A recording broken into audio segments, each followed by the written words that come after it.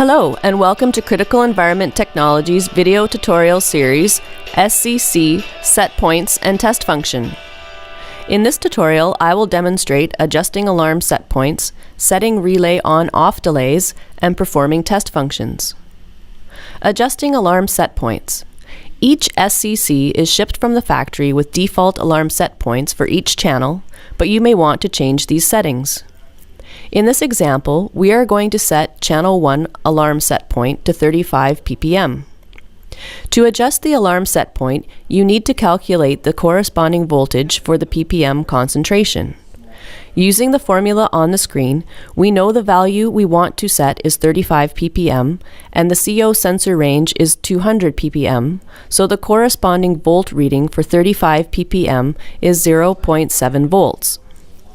With the voltmeter attached to test points TP1 and TP2, leave the jumper on channel 1 and move the idle jumper to set alarm 1.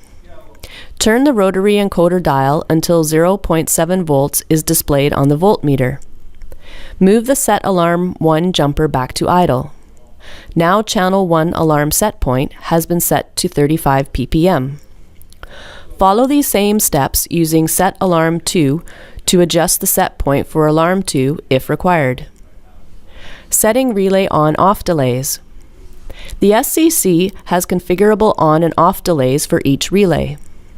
Each relay is local to the relay and independent of the tripping channel. The factory default on-off delay setting for each relay is 0 minutes.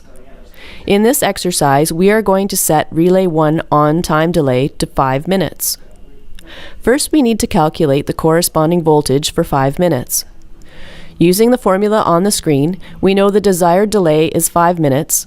The factory default max delay is 20 minutes. So the corresponding volt reading for 5 minutes is 1 volt. With the voltmeter attached to test points TP1 and TP2, leave the jumper on channel 1 relay 1 and move the idle jumper to set relay on delay.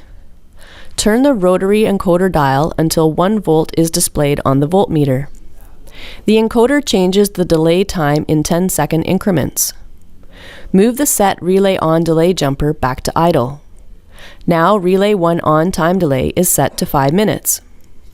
Similarly, you can follow the same procedure to set relay off delay by moving the jumper from the idle position to set relay off delay position. Test functions. The test functions procedure enables you to confirm that the hardware is functioning properly, such as the LED lights are working, the buzzer is sounding, and both relays are energizing and de-energizing. You cannot enter test mode if there is an alarm level detected on either channel. To enter test mode, move the idle jumper to the test position. If jumper is enabled, the buzzer will beep 3 times. This is the factory default for the buzzer.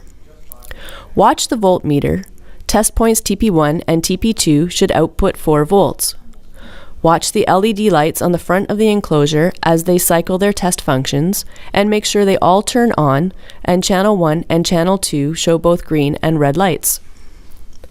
To test relay 1, turn the rotary encoder dial clockwise slowly until relay 1 produces an audible click.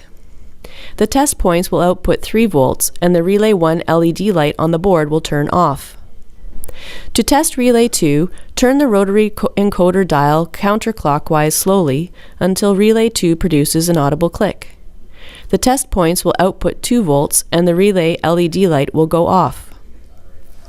Move the jumper back to the idle position to exit the test mode. Please note, the unit will automatically exit the test mode after 5 minutes of inactivity. Also, relay on delays do not apply when in the test mode. However, the relay off delays will apply when the test mode times out or the jumper is moved back to the idle position. This completes the instructions on adjusting alarm set points, setting relay on-off delays, and performing test functions in the SCC. If you would like more information or in-depth training, you can sign up to take our service training courses.